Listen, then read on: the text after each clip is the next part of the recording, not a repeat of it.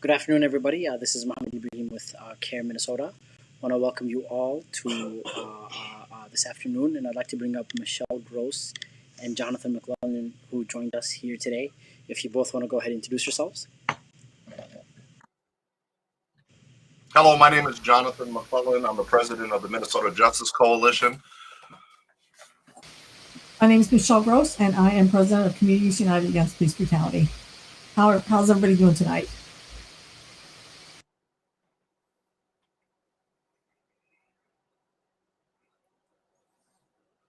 All right.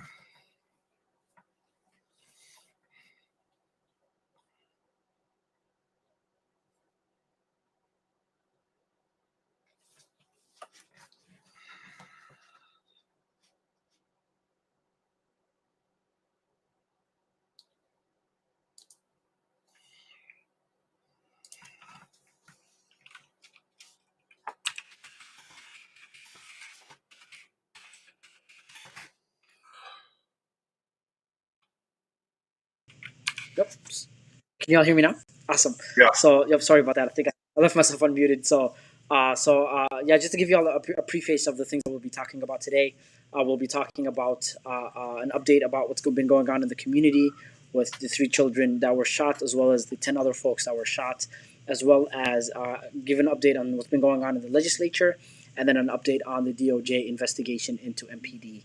To start us off, Michelle, can you give us a little bit of background about what's been going on with the 3 children that were shot and kind of doing a little community? Well, of course, people are very upset, as they should be. Some of us know some of the people involved in these shootings, children, but other people as well. And the community is very upset about this, as we should be.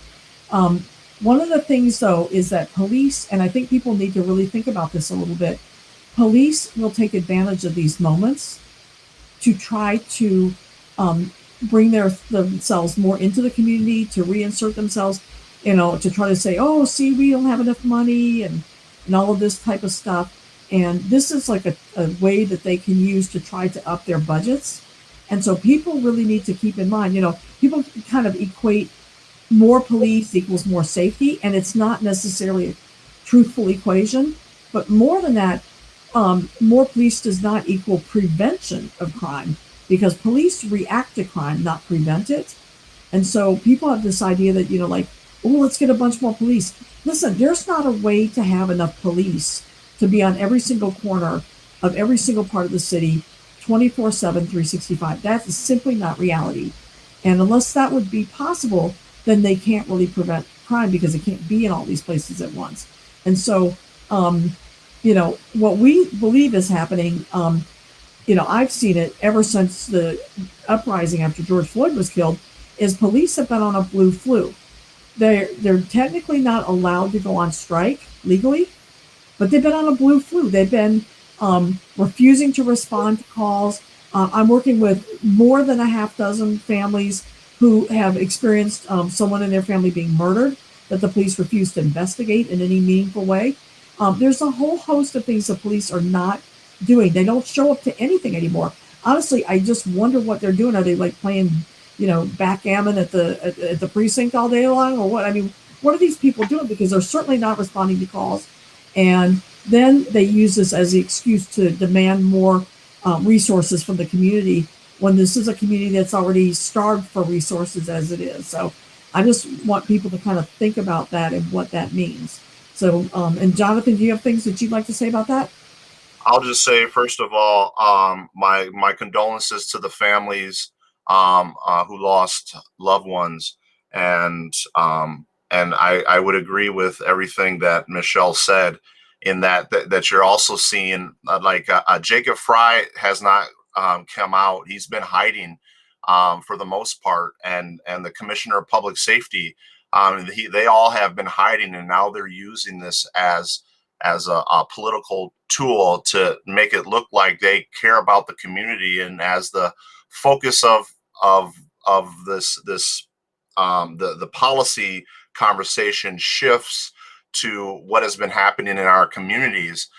You're seeing them come out more to try to shift that conversation away from police accountability and transparency, by using these tragedies. Like Michelle said, the police will use anything they can to try to increase their budgets, and give them justification for putting more police on the street.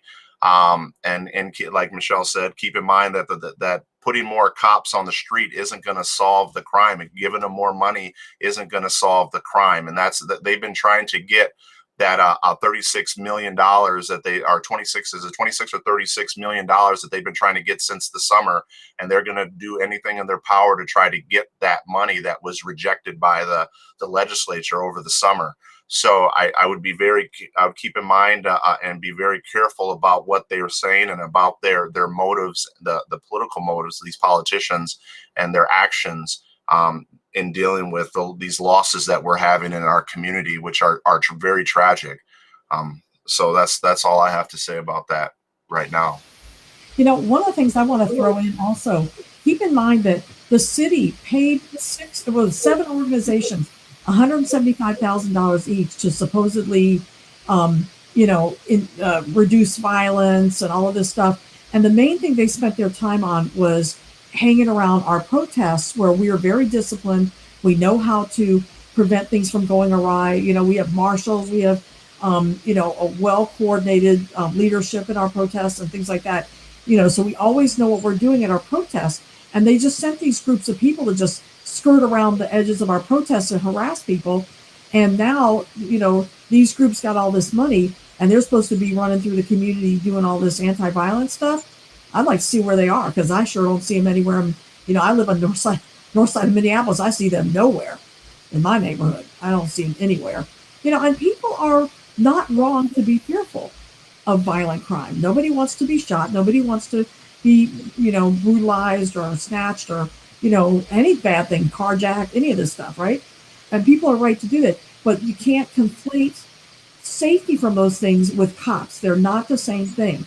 But yet the things the city is trying, they don't seem to know how to do it right or something, because I don't see any of these groups that are supposed to be these so-called violence preventer people or whatever.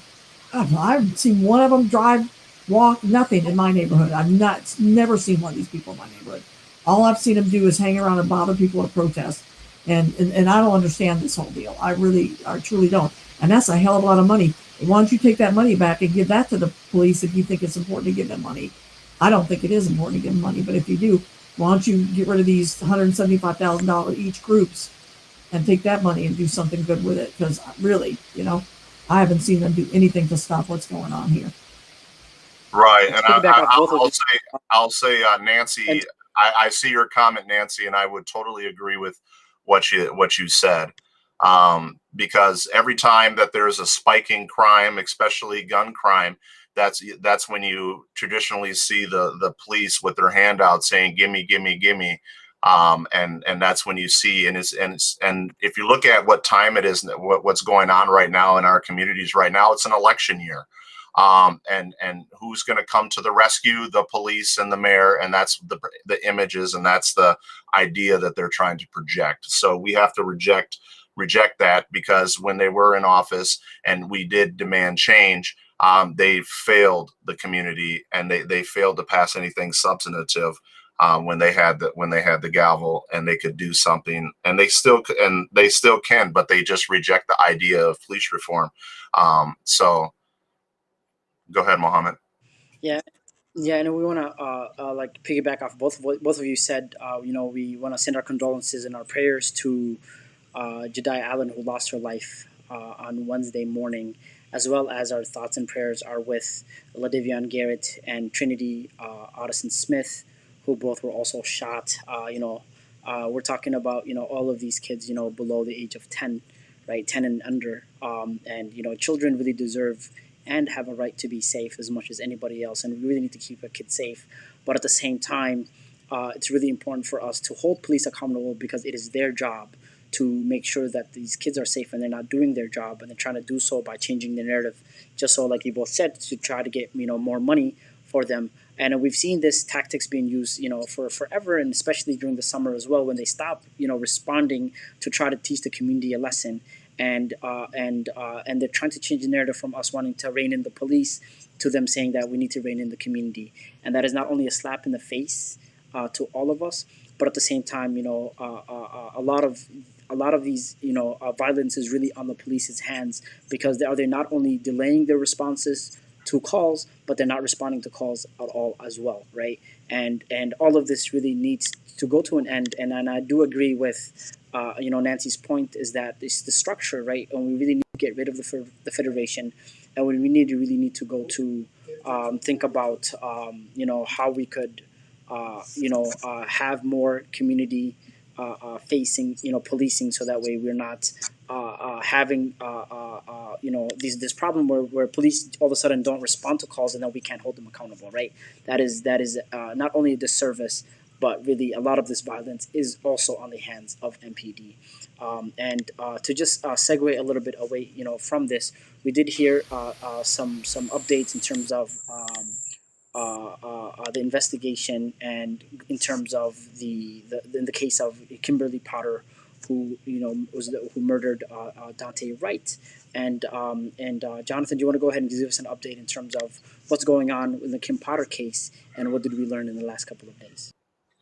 Right. I'll say, with all the fighting, and I want to give a special thanks to Nikema for Operation Pull Up at Kim Potter's house, or not Kim Potter's house, excuse me, but Mike Orpet, Pete Orpet's house, and forcing this issue, and forcing to get new eyes, and bringing the community to that space to be able to speak. But Keith Ellison has taken over this case. It's our hope that once we get new eyes on it, that the charges get upgraded. That's our hope, to what they should be, which is second-degree unintentional murder, third-degree murder, and manslaughter charges. For that is our hope, that's what happens. And we're just happy that we've received that news this past week. And that Kim Potter, the case has been pulled away from the prosecutor and taken over by the Attorney General. So, and with that, I'll kick it to Michelle.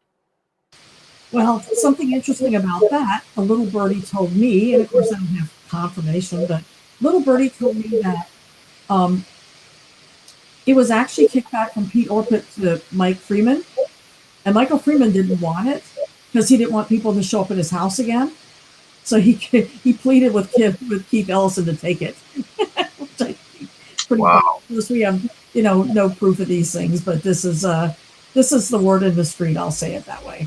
So, and yes, it's Pete Orpet had a long history of never going after the police, and he's kind of been racist in the way he prosecuted people. So one of the times that we were out there, I confronted him and I said, listen, we're going to talk white person to white person. If Dante Wright had done to Kim Potter what Kim Potter did to Dante Wright, you would have been charging Dante Wright with murder. You would. And he kept, no, it was an accident. And I said, she said it was an accident. And that's one of the things. The news, they're saying this stuff too. The news is claiming that that she said it was an accident. She has never made that statement. The chief of the Brooklyn Center Police Department, and now gone, and discredited chief of the Brooklyn Center Police Department, said that. She never made that statement. So we don't know what was in her head. But what I do know was in her head is that she was attempting to use, at minimum, a less lethal weapon, but a nonetheless lethal weapon on a situation that did not call for it. And as a result, she killed this man. So she needs to get charged for the same thing that Mohammed Dor got charged when he killed Justine Damon Ruchek.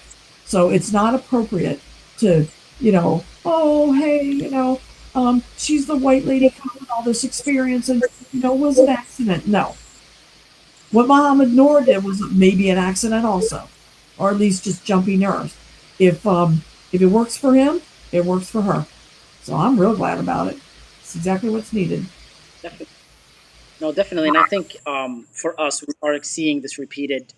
We're in this repeated cycle of a conflict, a strong conflict of interest amongst these prosecutors, and to them bringing forth not only appropriate but accurate charges to their fellow police officers. Right, we're talking about police officers who work hand in hand with these prosecutors to investigate their cases, and now we're asking them to prosecute their buddies, and this is why we're seeing this difficulty and the strong hesitance to bring forth charges, appropriate charges. In the case of Kimberly Potter, we saw the same with attorney Mike Freeman and with Derek Chauvin, and how he didn't see that there was enough to even bring forth any type of charges.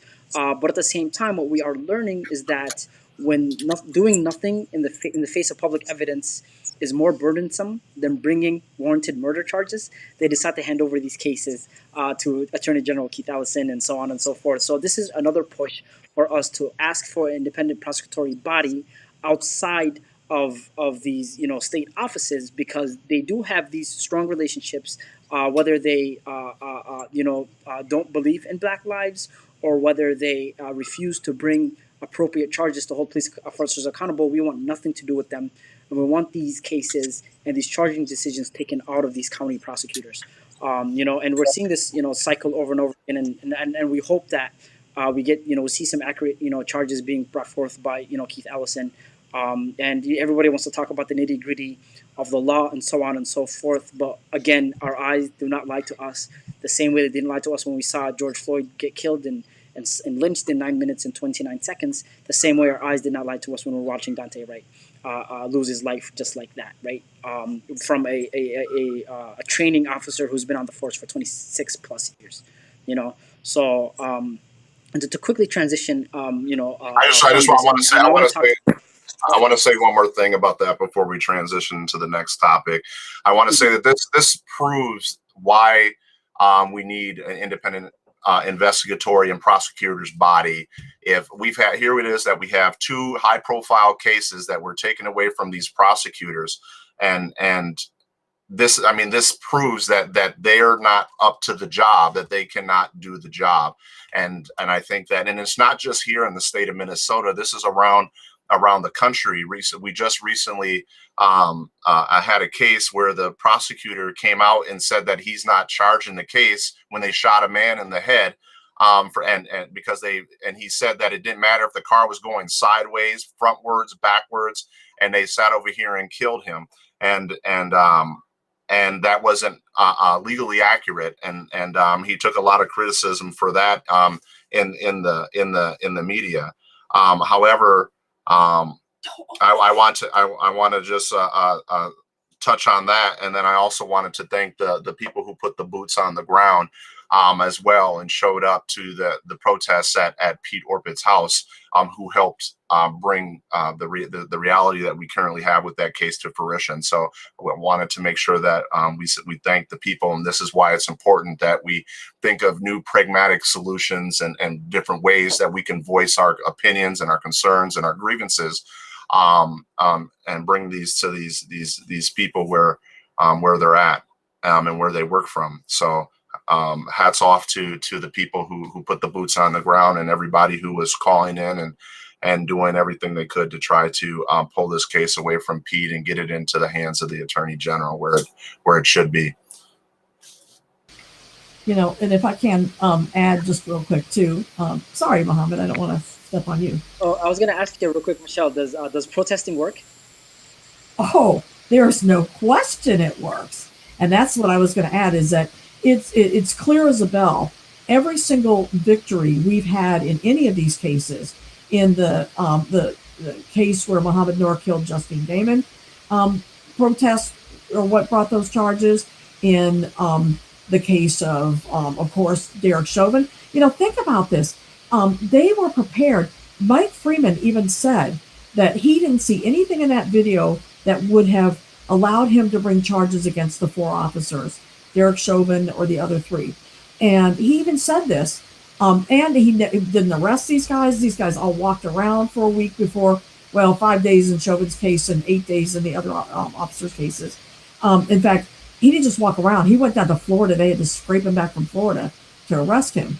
And so, you know, the idea that that protests don't work, oh, my friends, that is the only thing that did in that particular case. So it was so important that they got the idea that, you know what, we're going to be held accountable. People are going to come after us. Mike Freeman, like I said, is so freaked out about the idea that people would go to his house again that was why he begged to keep Ellison to take this case, this Dante Wright case back. And I think that's a really powerful thing. I want to say something about something that one of our viewers is talking about, which is that the gang activity. And it is such a huge problem. You know, the kind of organized criminal enterprise that is leading to some of these killings is a huge problem. But I want to point out that in large measure, these folks and the police work on some level together. You know, police know about their presence, about their activities and things like that. They allow this stuff to go on, and oftentimes they frankly unleash these gang members on the community. I'm sorry, but that is my view because I've seen it too many times. It just looks like, we really need to be addressing the fact that they unleash these people on the community, and I see it. I do see it many times when they want the community to say, "We need you, police." You know, after a whole summer of letting them know that, you know what, your conduct is no longer tolerable, then now they want to switch the script, like Jonathan talked about, and they do that in part by using their folks. That they have these relationships with and that they can do things with. And I want to point out one of the things that one of our viewers is talking about, which is requiring police officers to take care of their own professional liability. That's something that our organization actually came up with that idea. We have been promoting it for about 10 years at least, and we have a bill at the legislature for it. The legislature was like, "Oh my God, you can't require police to carry their own insurance. That's horrible." So now they've got in the bill a study to fund, funding for a study to study the efficacy of requiring police officers to carry professional liability insurance, even though there's a ton of university studies that show that it will work. But New York State is going to end up actually adopting police insurance. They're right on the edge of it. The state of Ohio and California are right behind them. So we will get that. Unfortunately, even though it started here, other people will get it before we do. But eventually, it'll be just like car insurance. Some people will be wondering why people never had that in the first place. So that's the goal. Awesome. And I think that's a good segue to talk about the legislation as well. So, Jonathan, can you give us an update on where we are with a lot of our legislation, and where are things going? How are things happening in the conference committee discussions? Right. So in the conference committee, they're done with the committee portion of that, and they're trying to. They said that the Republicans are saying in the Senate that all of our legislation is still on the table. And this is as of 2 days ago.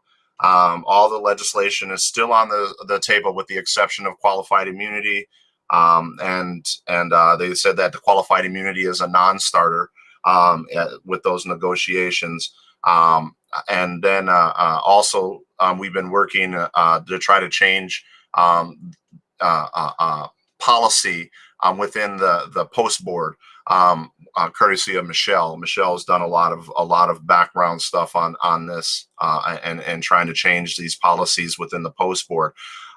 So what we're hearing from the governor's office and in the legislature is that the speaker, if absent a deal, we are going to be going into a special session, and if they're unable to come up with policy, the governor has made it clear that he needs substantive police reform legislation as part of this budget, and he's said that he's willing to expend all political capital. The Speaker of the House indicated that if the committee members are unable to work out a deal, that it'll be left to her, the governor, and the Speaker of the Senate to hammer out a deal and try to make something happen. And we've been advocating for that. This is that moment where we need to be advancing substantive change.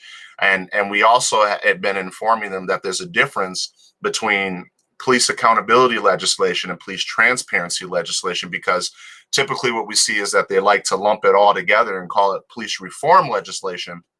But the areas that were being fought the most at is the police accountability legislation, the statute of limitations on wrongful death, removing that so that people can bring forward cases and so forth. The qualified immunity legislation, removing the barriers that cops hide behind when to absolve them of their crimes, and that keeps and allows them to harm the communities, and the list goes on. So we want to see more movement on the police accountability legislation here, and I think that they're getting our message in the legislature. However, we've also been dealing with them trying to water down our legislation just to say that they passed something.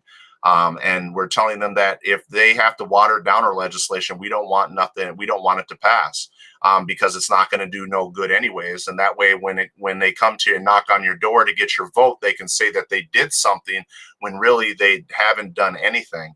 And the police are going ballistic down there, writing letters and trying to bend and twist the arms of these legislators. And this isn't just in the GOP. This is also the DFL party where they're bending, and they're able to bend these politicians to their will. We had in our last restream that we talked about, we had the lone senator, DFL senator that was on the committee, going after the DFL chair of public safety, who was bringing forward the legislation, Ron Latz. He was going after Chair Mariani on the no-knock warrant bill, and trying to water down that bill, and that's unacceptable. And we've expressed our concerns not only to the leadership, but also to the leadership of the DFL party.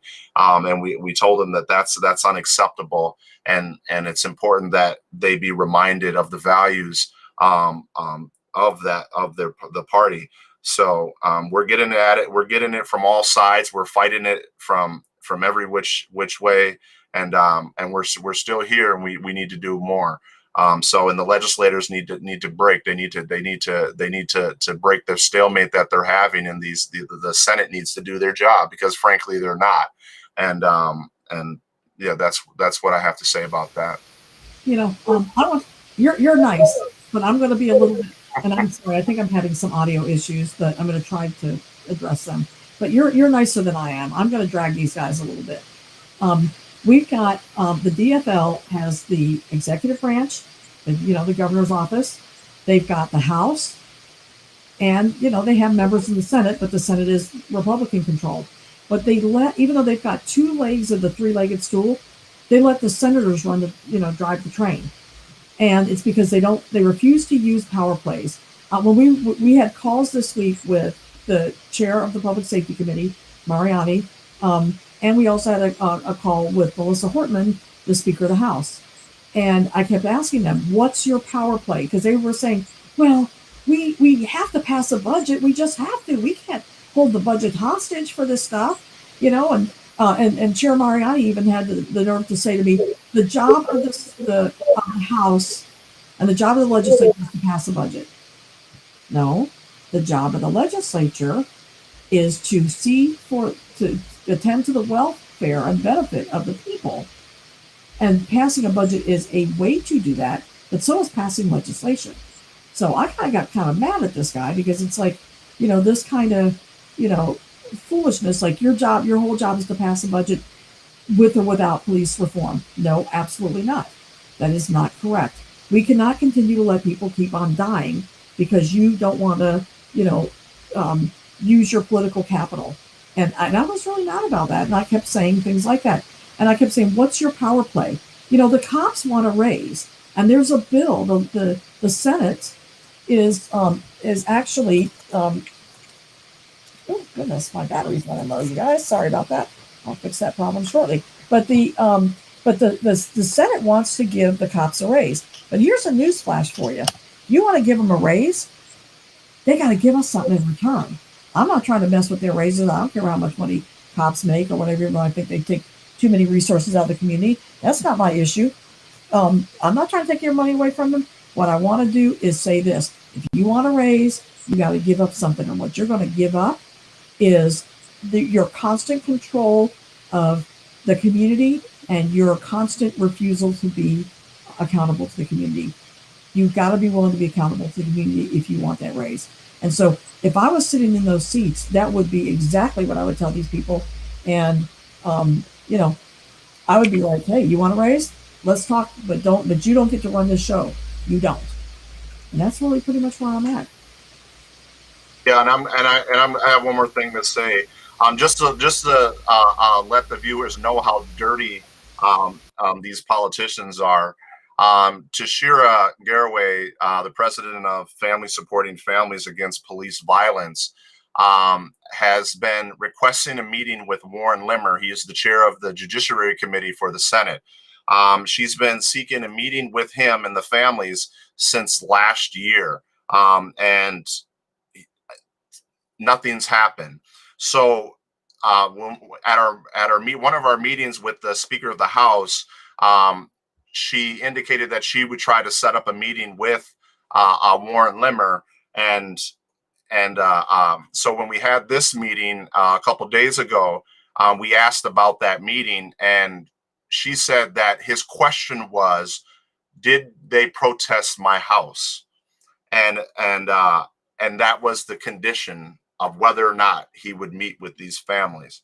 And I just think it's sickening what these politicians are doing. It's disgusting, and they need to be held accountable. I hope that for the rest of this summer, people sit outside his house and protest, and let him know that it is not okay to hold the state of Minnesota hostage because you don't feel good about something, or because for whatever reason. And his committee is known as the committee where legislation goes to die.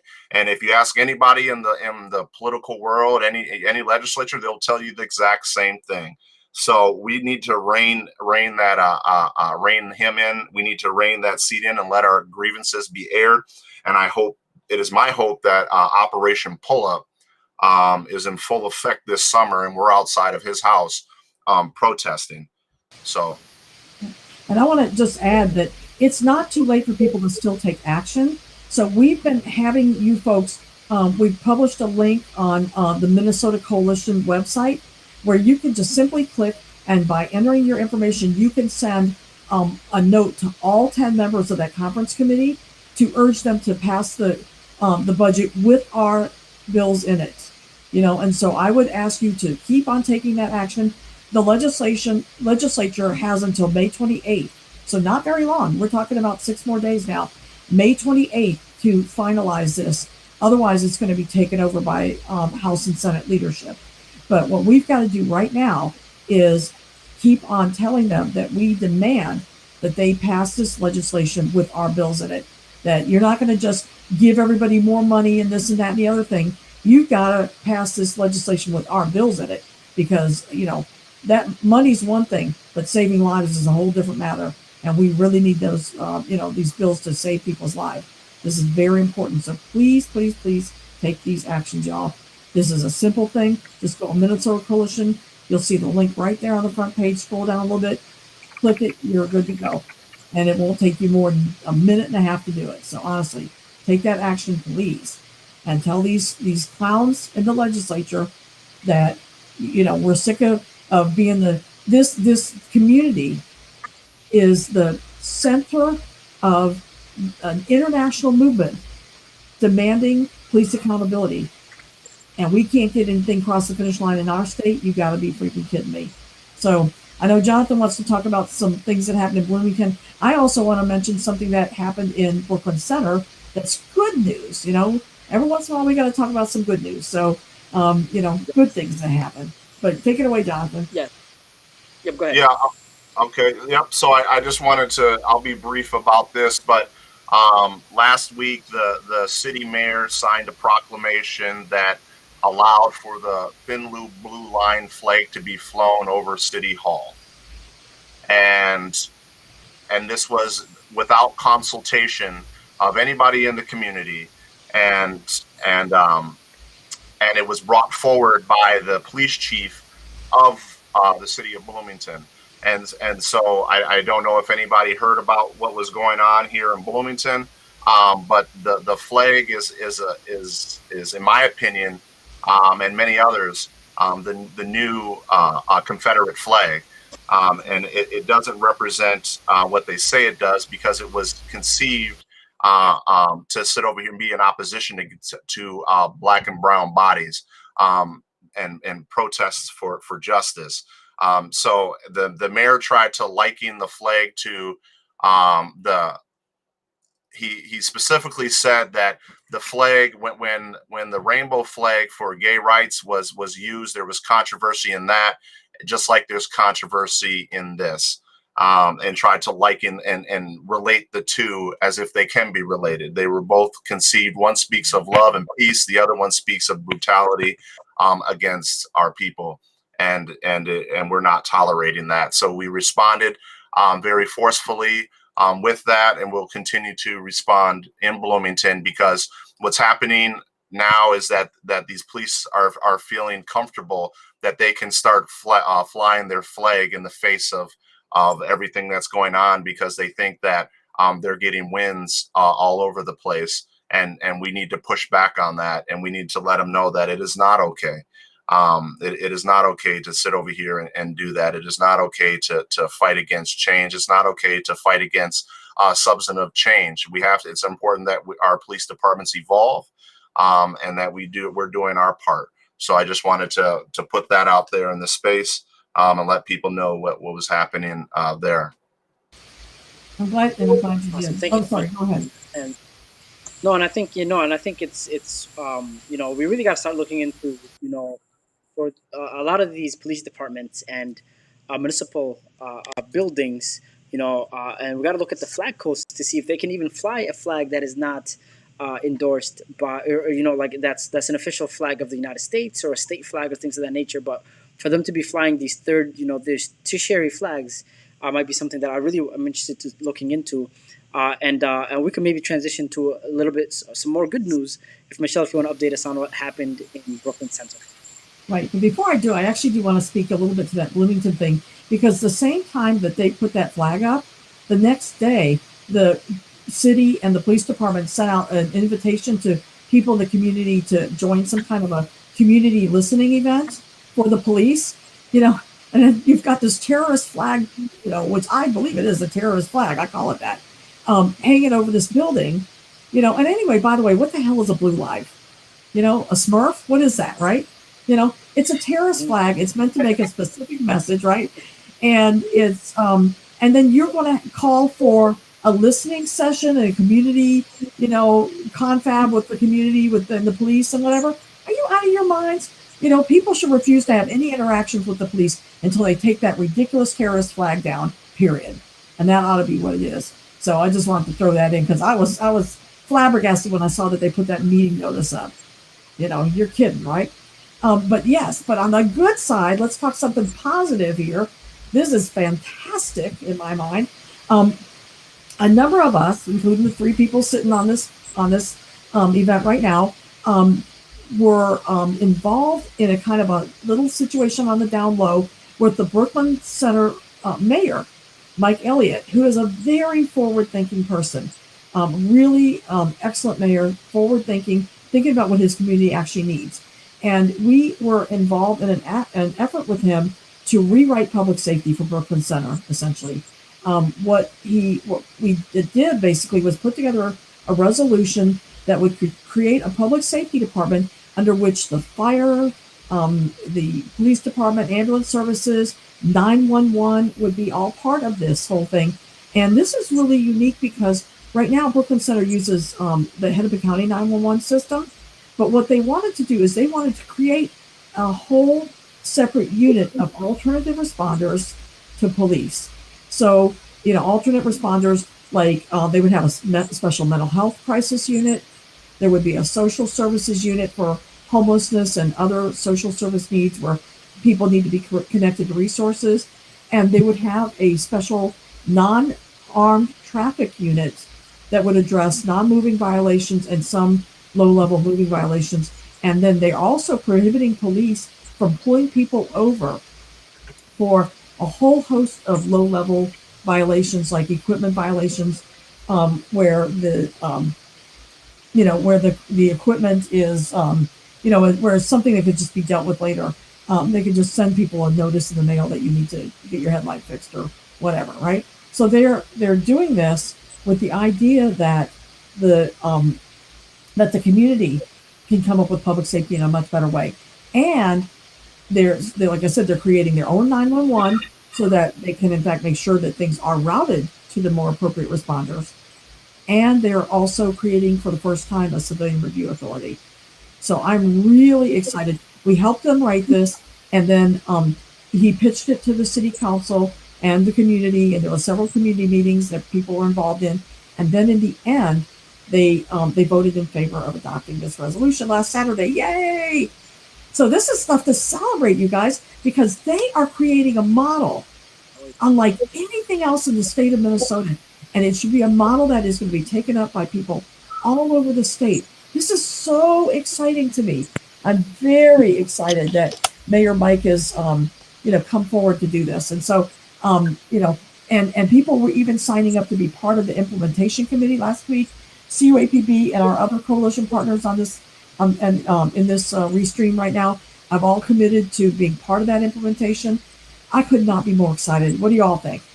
Yeah, I think that this what happened there was not only amazing, but it was unprecedented. Um, and and I want to remind people that it happened in only 35 days. 35 days they were able to put that together, and we were able to get that make that happen in within 35 days. And here we are, um, almost a year to the anniversary of the killing of George Floyd, and we still haven't done anything. So my hats off to Brooklyn Center. They got it right, and a lot of these other cities, not just around the state of Minnesota, but around our country, can learn something about courage and about doing the right thing and making the right decision and listening to the people who also helped put this together and create the change that they needed to meet. They did what they had to do, and they met brute force with soul force. So, and that's what it's about. So, hats off to Brooklyn Center on that one. Absolutely. This is an evolutionary way And of I'm thinking really, on public safety. It really is. And it's because it doesn't single thread everything through law enforcement. There's a recognition that there are times that law enforcement's needed, but for most things that law enforcement are doing now, they don't need to be doing them because they don't think they're not things that need to have a law enforcement lens applied to them. So this is really, really an evolutionary, revolutionary new way of addressing public safety. And I could not be more delighted that all of us were involved in it and that we're going to see it through. So I'm just jazzed about it, frankly. yeah, and I thought that was not only historic in the way that in terms of what it could do as a skeleton framework for public safety moving forward in Brooklyn Center, but it was historic in the way that Minnesota, a city in Minnesota, could hopefully be the North Star towards changing policing in America, and hopefully for the better. But at the same time, I'm really glad and thankful and proud to be a part of the activists that had their boots on the ground pushing for this. Burning the midnight oil, as Jelani says, that really put a lot of hard work and effort. So I'm really, honored. I feel honored to be a part of you all, and especially everybody else who's not on the call that did really a lot of this work to make sure that the Brooklyn Center, helping them, making sure that they can get it right as well. But this is also a call out to for other mayors to pay attention to see what they could also do. Starting out with the mayor of Minneapolis and the mayor of St. Paul. You guys know who you all are. And you could definitely take a page out of Brooklyn Center to make sure that you can get equitable policing in St. Paul and equitable policing framework in the city of Minneapolis. And to transition us to our final topic, and I also want to give a shout out to Family Supporting Families Against Police Brutality, Racial Justice Network, Minnesota Justice Coalition, Communities United Against Police Brutality, Twin Cities Coalition Justice for Jamar, as well as the many others that I'm forgetting to name as well. So it was really all of y'all, and Minnesota Freedom Fund as well, who was helping us immensely as well. So I want to thank all of you all. And to transition us to our final subject, and I want to ask this to Michelle, could you give us a brief update in terms of the patterns of practice investigation that's happening on Minneapolis Police Department that is being conducted by the Department of Justice? Absolutely. And we talked about this in our last broadcast. And I think it's really important for people to stay on top of this investigation with the DOJ. This, folks, is one of the most important things that's happened in the Twin Cities in terms of policing in decades. I think that people really need to know the significant level of importance of this particular DOJ investigation. This isn't our first rodeo with the DOJ. They were here for federal mediation and this thing and that thing and the other thing.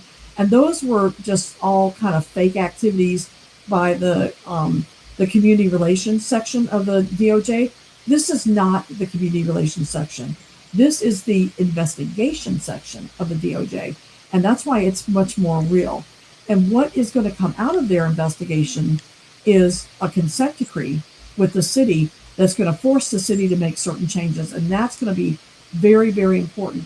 So I've spent a lot of time researching what these consent decrees look like. I'm from New Orleans, so I'm pretty familiar with that consent decree down there. But really, the biggest thing that has to happen is people in the community have to be part of what we're doing. They have to be part of this because the DOJ is going to go, scrape some data from the city, and we're going to give them some data because we, God knows, CUAPB in our 20-something, 21 years now, going into 21 years of data. We have tens of thousands of documents on the city. So we're going to give them all that we've got. And the DOJ's investigators are great at crunching large volumes of data. That's really what they do. But what we've got to do to animate this investigation is to bring to it the stories of the community. We have to bring forward the anecdotal evidence of all of the stories from the community. So what we're doing as a coalition is we have arranged for 8 events that are coming up. We've got 7, and then we're working on the 8th one right now. We've got 8 events coming up, 2 in June, 2 in July, 2 in August. We'll have them up on our CUAPB website and on the Minnesota Coalition, our the group website as well, very shortly here.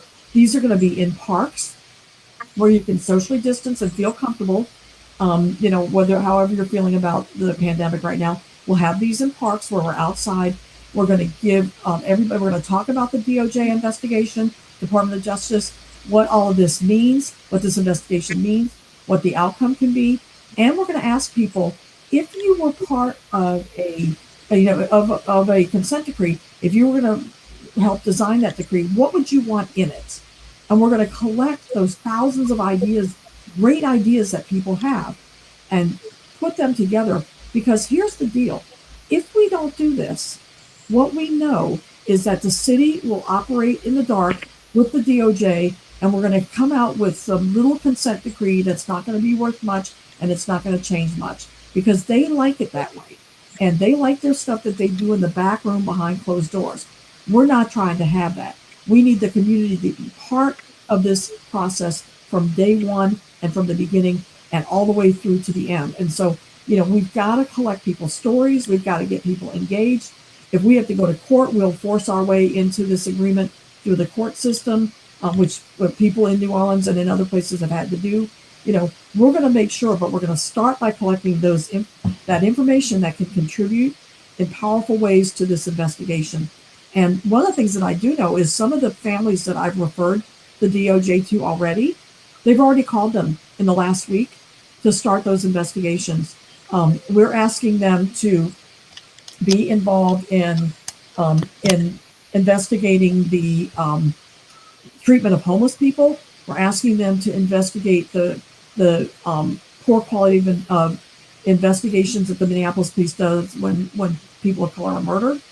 We're asking them to look at, of course, racial discrimination in all the ways that they do policing, their treatment of protesters, and their treatment of people experiencing mental health crises. So we've got many areas for them to look at, and people need to be bringing their stories forward. This is the most important thing. Cannot emphasize it enough. So when you see this list, we're just putting the events together now. When you see this list, make sure that you make it your business to come to these events and give your testimony. We're going to be taking written statements that the DOJ can actually act on. So, God, I can't emphasize how important this thing is. This is the biggest thing that's happened in police accountability in this community in decades. I'm not trying to exaggerate this importance, because the feds can make the state. The feds can make the Minneapolis police do what we ourselves are having a hell of a time getting them to do.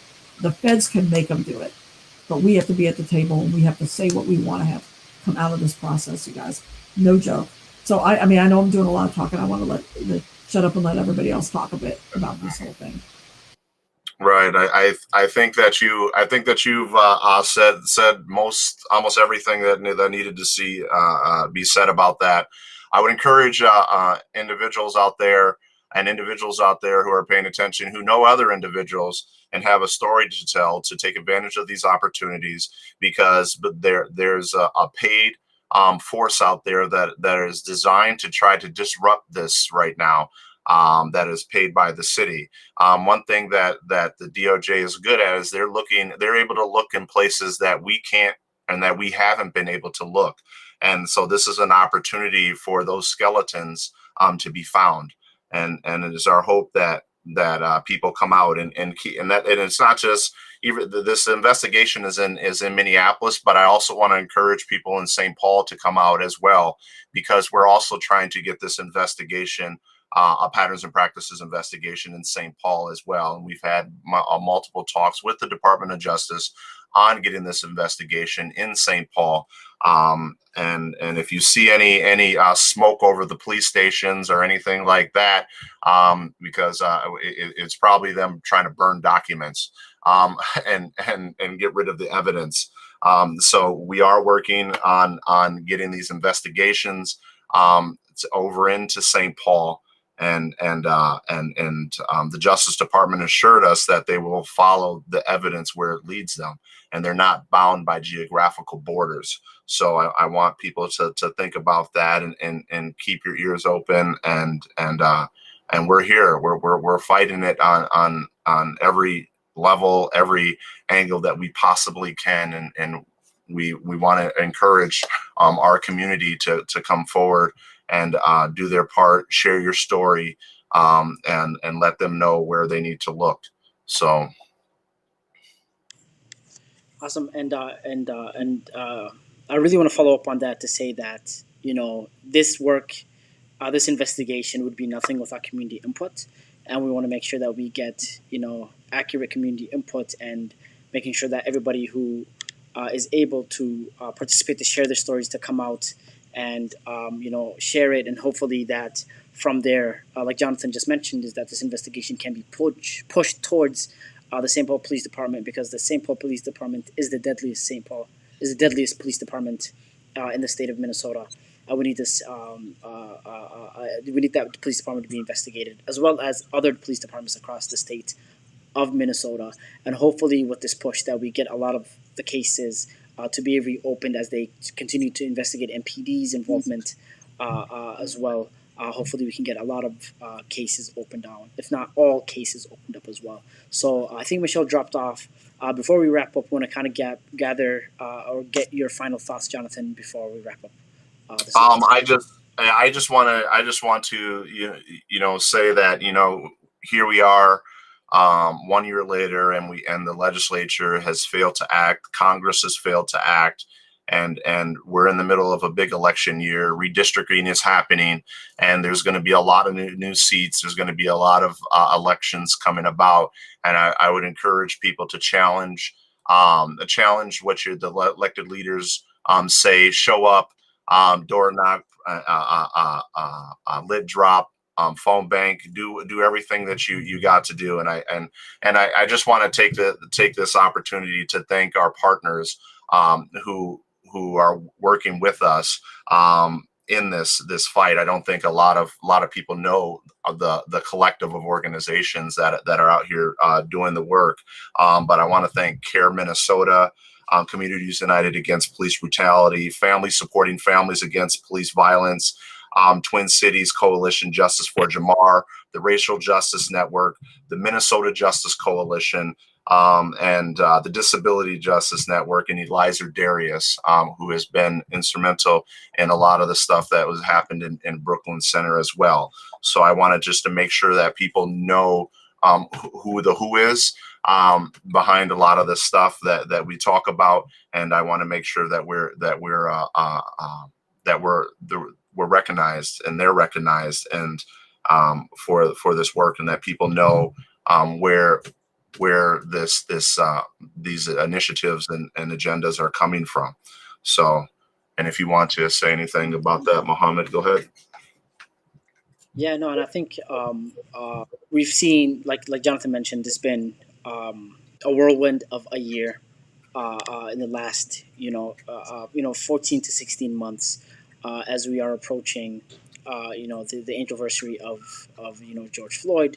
And what we have learned that in tragedy we've seen what is possible, and we learned that it is possible to invoke bits of change, and that we can take small steps that will eventually lead up to greater steps. We learned that protesting does work. It was the people as well who held space, who demanded for justice for George Floyd, who demanded for charges to be upgraded, who demanded to the city of Brooklyn Center to hold their chief and the city manager accountable. It is the people who demanded for Pete Orpett at the Washington County prosecutor's office to pass on the case and give it to Attorney General Keith Ellison.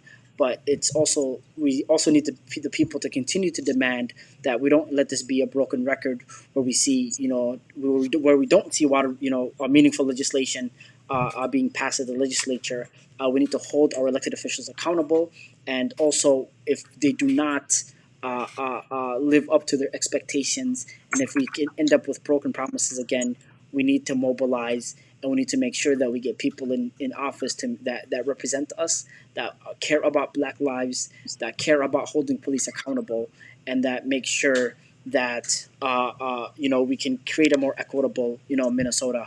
Minnesota has been really ground zero for the movement at a global scale, right? And it would be shame on us that if we do not pass meaningful legislation, especially like Michelle said, if we do have two legs of the governmental stool, if you will. So for us, we cannot fall asleep on the wheel. We must continue to march on. And if you and the big thing that I would say to all of y'all is educate yourselves. March if you can't march. Donate to one of these great organizations and continue to support the work, and continue to use your voice as much as possible. And before we wrap up, Michelle, I want to grab your final thoughts today. Great. Sorry about that, folks. My computer died momentarily. But, I think the most important thing really is that we recognize that good things are happening, that there are things we can do. But we are all volunteers. We're all people-powered organizations. Our coalition is all about people power, and we need your power.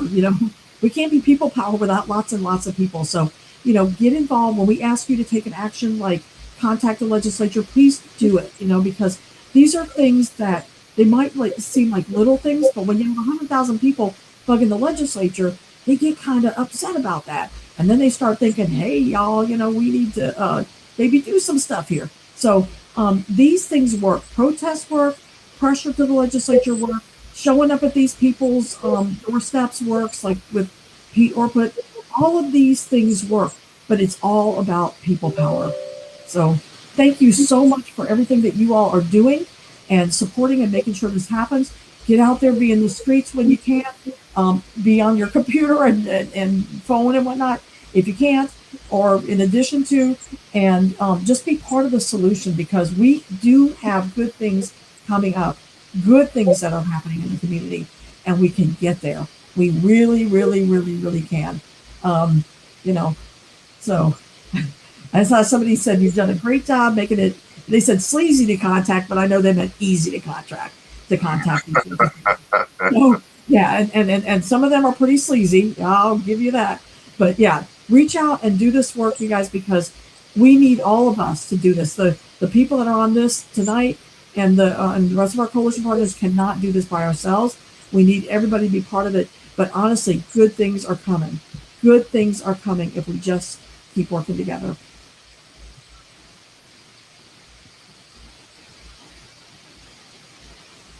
Okay, Mohammed, we can't hear you.